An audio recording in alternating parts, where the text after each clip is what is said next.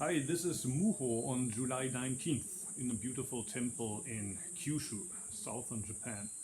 Today I would like to talk about a topic that I've been talking about for several times now. At first I started giving some of these talks the title Who Am I?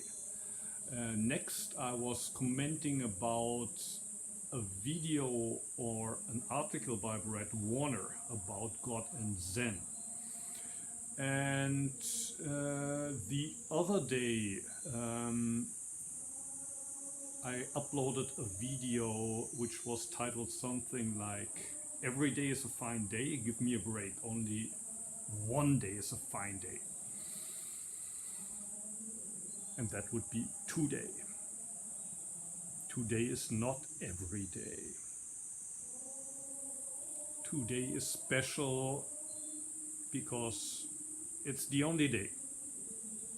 It's the only day in the history of the universe. Of course, all the other days would claim the same, but they are not real. The other days are only part of this one day.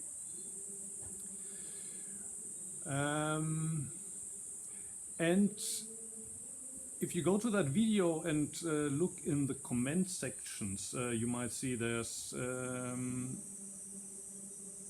a number of very interesting questions, and I gave also some quite longish answer to some of these questions.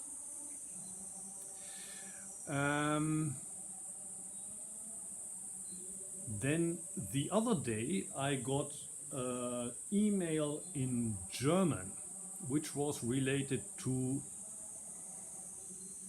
a different video, a German video, but basically it's about the same topic.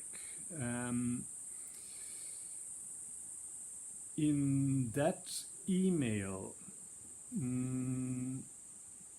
somebody asked me if the question, the problem, couldn't be easily solved through the metaphor that is used in the Flower Garland Sutra. It's sometimes called in English. In Japanese it's called Kegon Kyo. I forgot the Indian name. It's something like Avatamsaka Sutra or something like that. Either way, the metaphor there is there's one huge net, Indra's net. And overnight, there's lots of little dewdrops that build on those nets. Wherever there's a crossing at that net, there's a little dewdrop. And the whole net is reflected in each of these dewdrops. That means that each of the dewdrops contains the whole net and also all of the other dewdrops. And all of the other dewdrops also reflect that one drop. So that means that each drop reflects all the other drops and also reflects the other drops that are reflected in the other drops, and so forth until eternity. So there's an infinity of universes that also contain all the other universes. Basically, this metaphor describes the structure of reality.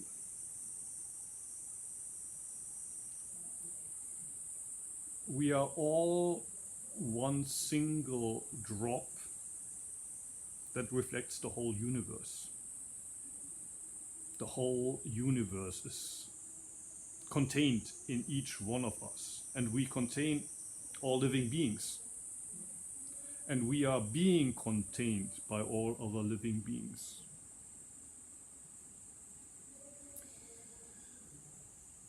But, and that was my reply to that email, there's a problem with this metaphor. It depends also on how we use the metaphor. We can use it in two different ways, which I want to explain. But either way we use the metaphor, there's going to be a problem. It's a very useful metaphor, but in the end, I think we have to use the metaphor both ways, but these two ways contradict each other. So in a logical way, it's impossible to use the metaphor both ways. But we have, if we take Mahayana Buddhism seriously, we have to use the metaphor both ways. What do I mean with both ways? The first way to use the metaphor is to start with a net and say, for example, if you're somebody who is a scientist, for example, you could say, well, the net, that's objective reality. And we are all part of this objective reality. Our brains, for example, let's call it matter, the whole of matter. The whole universe is one mass of matter, or it could be one very complicated wave function of energy. It could be energy, whatever. And our brains are part of that mass, of course. And each of these brains gives rise to one independent consciousness. But each of the brains pictures the universe inside themselves, and also each one of our brains makes pictures of how we might be pictured by the others. So each one of us has a consciousness, but we're also conscious of what the others are conscious, and so forth. And that's one way to interpret this metaphor. Another way, which sounds quite different but is actually more or less the same, would be the traditional Christian way, and say this net is basically the world as God created it. When he said, may it be light in the beginning, when he said, may it be light, he created the net, and then later on the afternoon of the sixth day, he started to create little drops on the net. First was only two, Adam and Eve, but then got more and more and more. So each one of us is a little drop in the universe that was created by God. And we all reflect this universe, so actually God is reflected in us. And that's all nice. So that's the first way we could interpret this metaphor. There's only one universe, many drops. We are one of these drops, and each one of the drops reflects the whole universe. The problem with this approach to the metaphor is that it does not explain the fact that there is actually only one day that's special, and it's 2 days. Or in this metaphor, it's only one drop that's special. This drop. There's thousands, there's millions, there's billions, trillions of drops in the universe. Yes. How come there's one drop that's special? And when I say special, I mean it's real. It's the only one that's real. And that is me. How come there's only one day in the history of the universe that's special? Because it's 2 days. And that is something that you cannot explain with the scientific worldview, and you cannot explain by traditional Christianity either. We are all equal in that worldview. We all have more or less similar consciousnesses. We are all the offspring of Adam and Eve.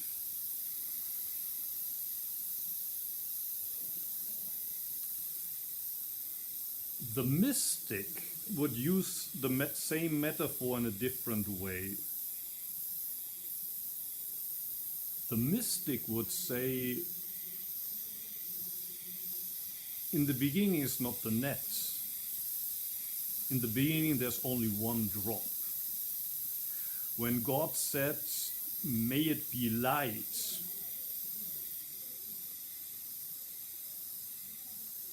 That was me. That was me. And everything else later that was created inside that drop. The net comes second. The drop comes first. And there's only one drop.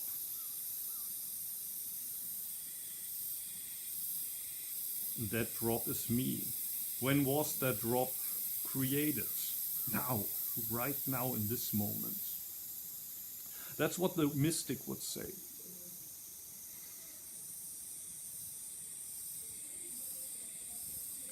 And you could say that in Zen, it's also about this realization that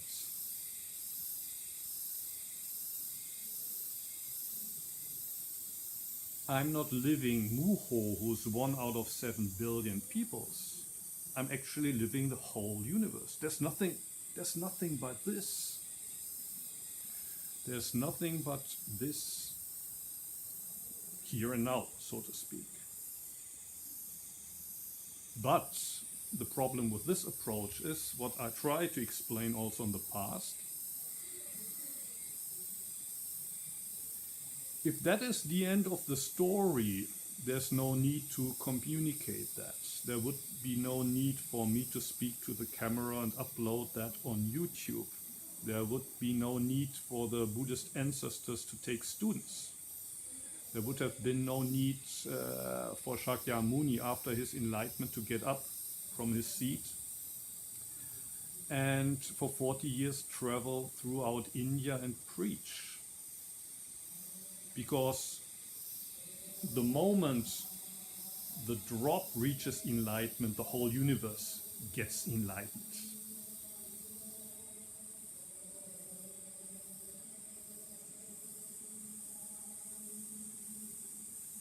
If the mystic is right, there's nothing to communicate, because we're all one with that mystic.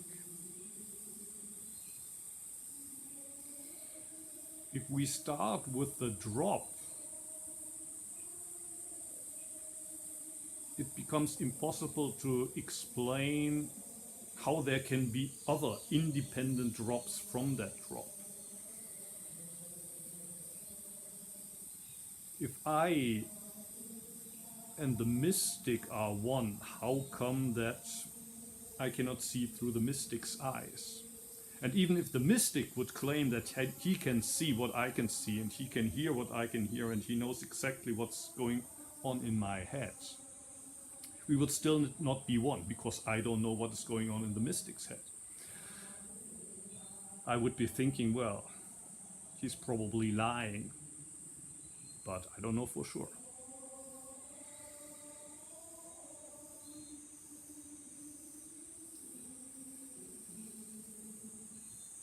So in the beginning I said, if we take Mahayana Buddhism seriously, we need to use both of these contradictory approaches to the metaphor of Indra's net.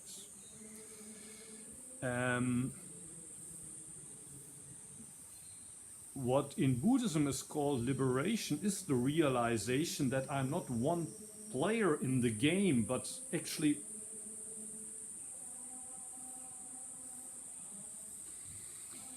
I can quit the game. And when I take this backward step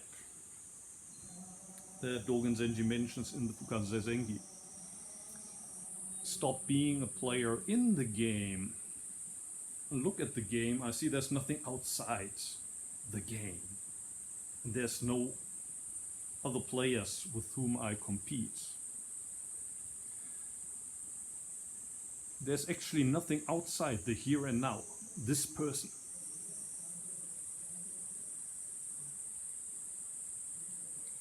So in a way I could say that, yeah, I'm the universe. When I'm looking at the world is looking at the world is looking at me. Or Meister Eckhart said, the eye with which I look at God is actually God's eye looking at me. There's only one I. And that is the universe. But if I stop there, it wouldn't be Mahayana Buddhism. I have to take the cries of those serious who say, what you say there sounds nice, but I want to get a glimpse of that myself.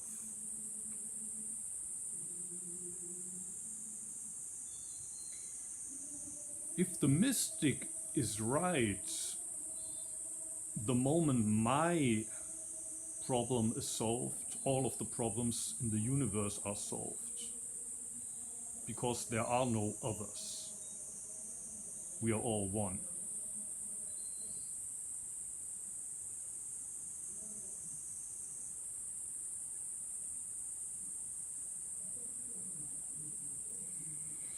If that would be the end of the story, Shakyamuni would have had no need to get up from his seat under the Bodhi tree.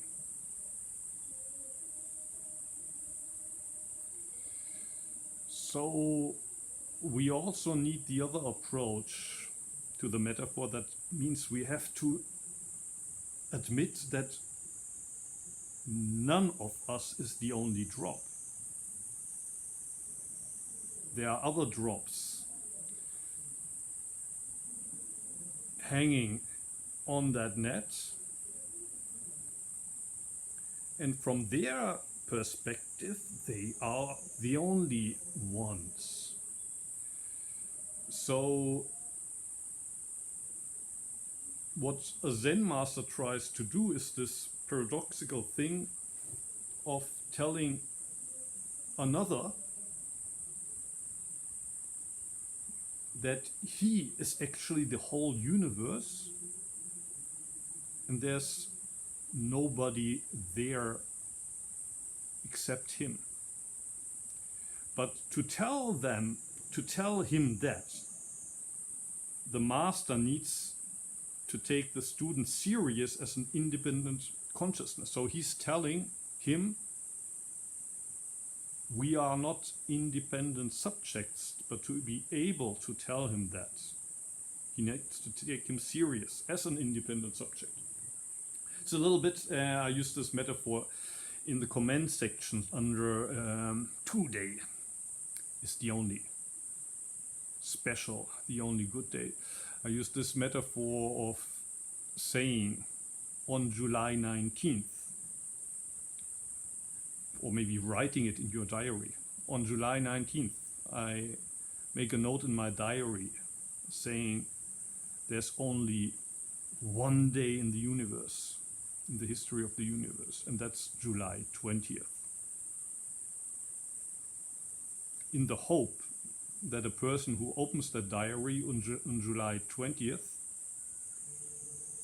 realizes that actually he's living in the now.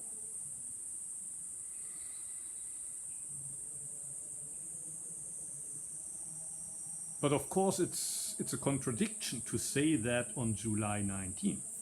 On the other hand, if I say on July 19th, this is a special day because it's the only day. The person who reads it on July 20th would shrug their shoulders and say, well, you're obviously wrong.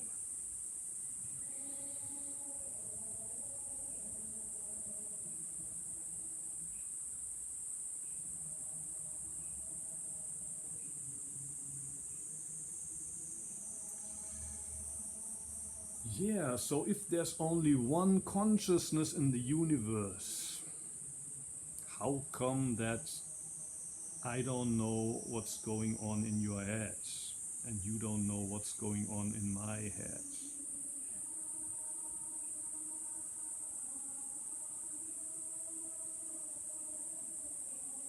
On the other hand, if we're all more or less the same independent consciousnesses, 1 out of a billion, 7 billion human consciousnesses.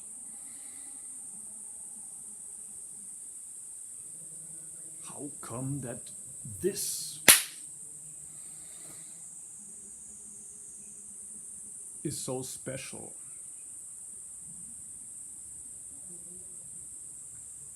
How come there's one and only one who hears the sound?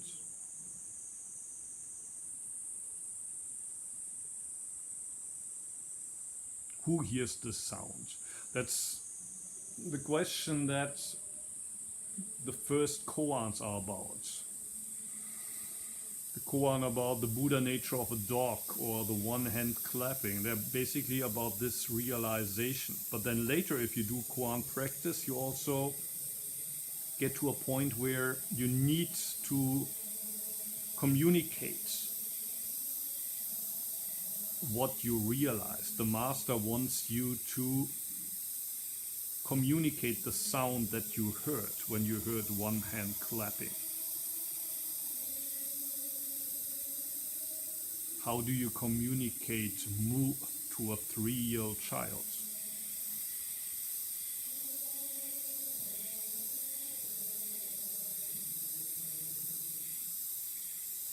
In the Heart Sutra, these two aspects are called form and emptiness. The first realization is that Muho, who thought he was part of the world of form, is actually emptiness. That's the realization of the mystic. But the, for me, puzzling thing is that the mystic needs to get back into form. Form is emptiness, emptiness is form.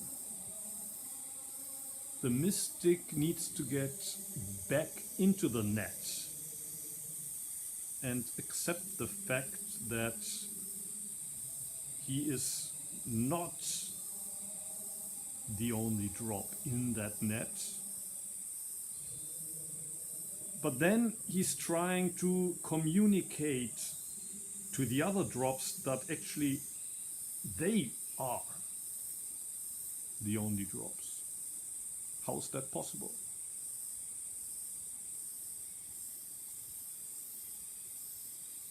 Or do we simply have to accept this paradoxical structure of the world? That the world simultaneously started with the drop, and the net came later, but there never would have been a drop without the net being first.